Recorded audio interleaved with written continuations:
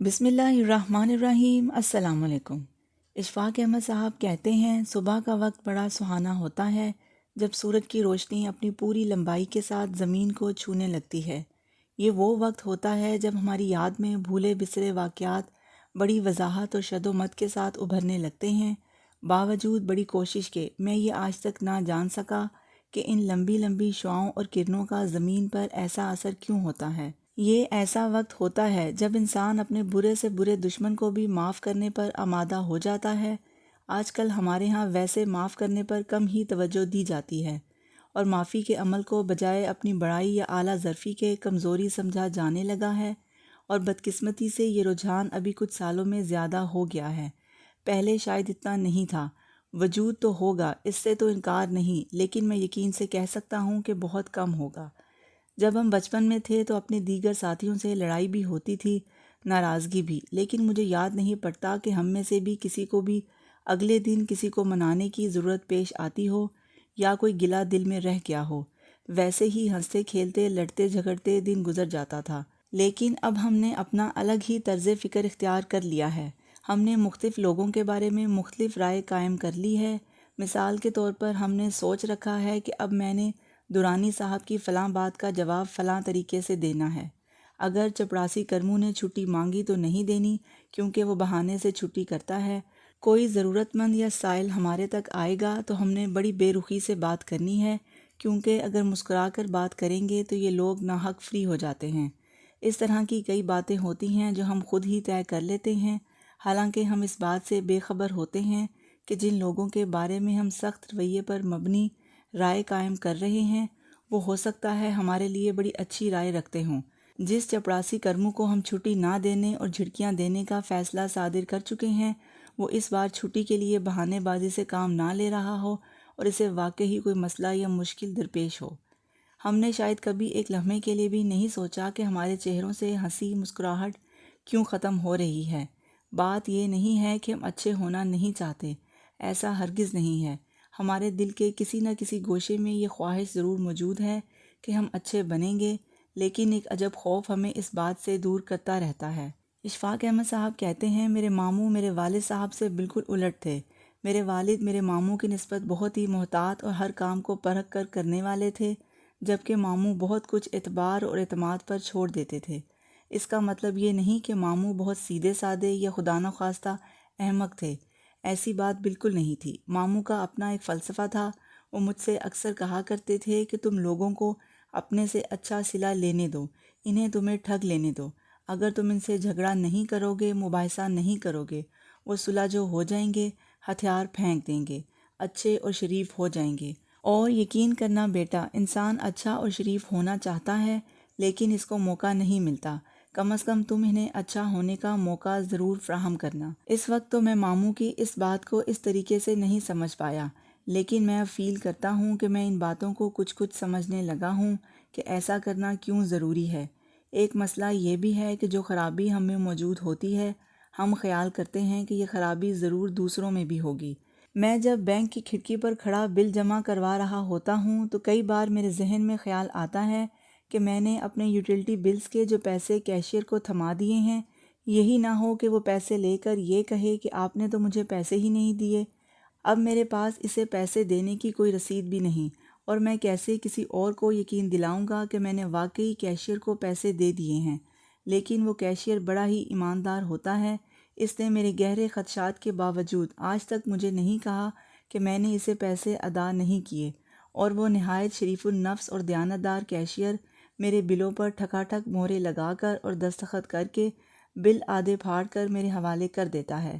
ہمارے انگریزی کے استاد ہمیں کہا کرتے تھے کہ تم اپنے اندر اپنے بچپن کو کبھی نہ مرنے دینا، اس طرح تم بوڑھے نہیں ہوگے۔ اگر تم اپنے بچپن کو اپنے اندر سنبھال کر نہ رکھ سکے تو پھر تمہیں بوڑھے ہونے سے کوئی روک نہیں پائے گا۔ شاید ضرورت ہے کہ ہم سب اپنے اندر بچپن کی وہ خوبیاں اجاگر کریں جو نفرت، حسد اور اس جیسی برائیوں سے پاک ہوتی ہیں۔ محبت بچپن کا خاصہ ہے۔ معصوم شرارتیں اور بونگیاں ذہنی تندرستی کے لیے بہت ضروری ہیں، اور ماہرین نفسیات اس بات پر بہت زور دیتے ہیں کہ کچھ وقت کے لیے خود پر ایسی کیفیت وارد کرنا بہت ضروری ہے جس میں ہم اپنے تعارف سے ہٹ کر اور اپنے عہدے ایک طرف رکھتے ہوئے چند منٹوں کے لیے بچے بن جائیں۔ اشفاق احمد صاحب کہتے ہیں سڑک پر گاڑیوں کی سپیڈ چیک کرنے کے لیے اکثر تار بچھی ہوئی ہوتی ہے۔ جب کار اس تار پر سے گزرتی ہے تو دور بیٹھے ٹریفک والوں کے پاس گاڑی کی سپیڈ ریکارڈ ہو جاتی ہے۔ فیروز پور روڈ پر نہر کے پل سے ذرا پہلے ایسی ہی تار بچھی تھی۔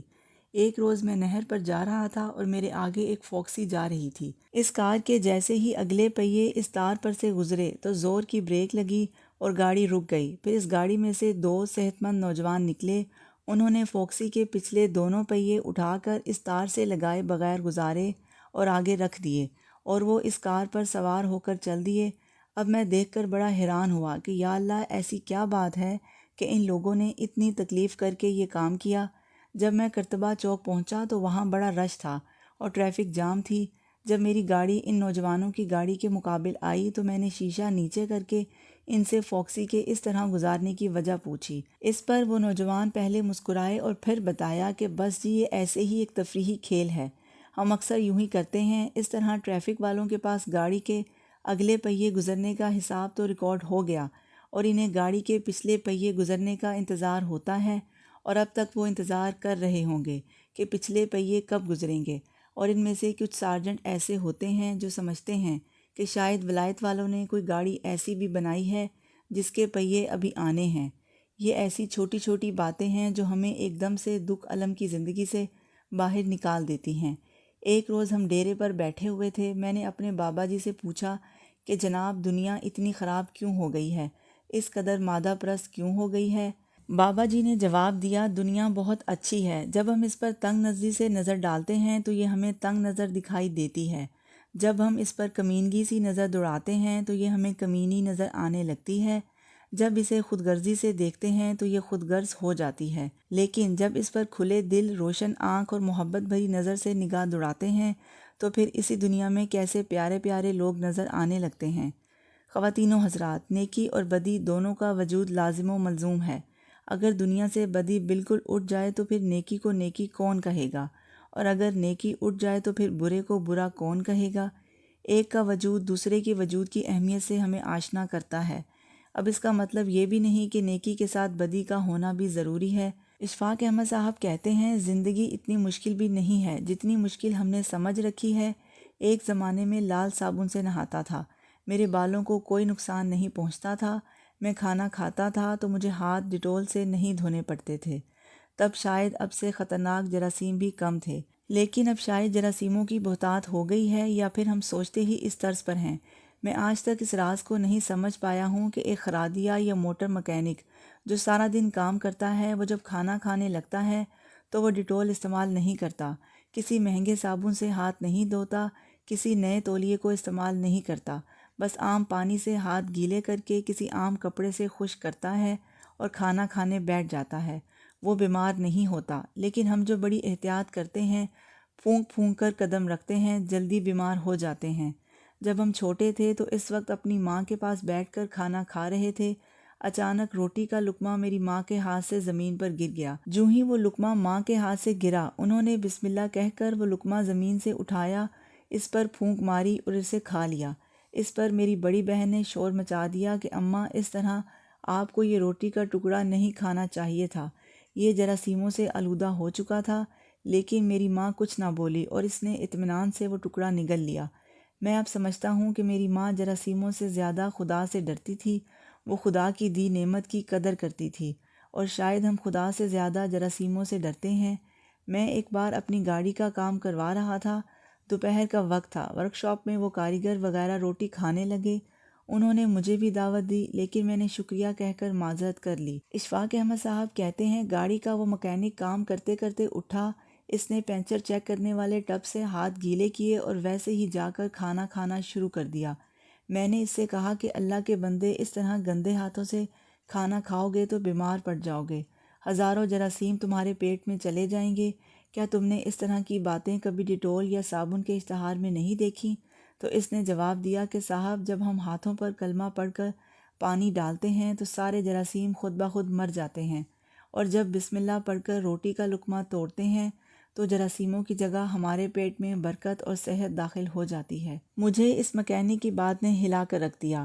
یہ اس کا توکل تھا جو اسے بیمار ہونے نہیں دیتا تھا۔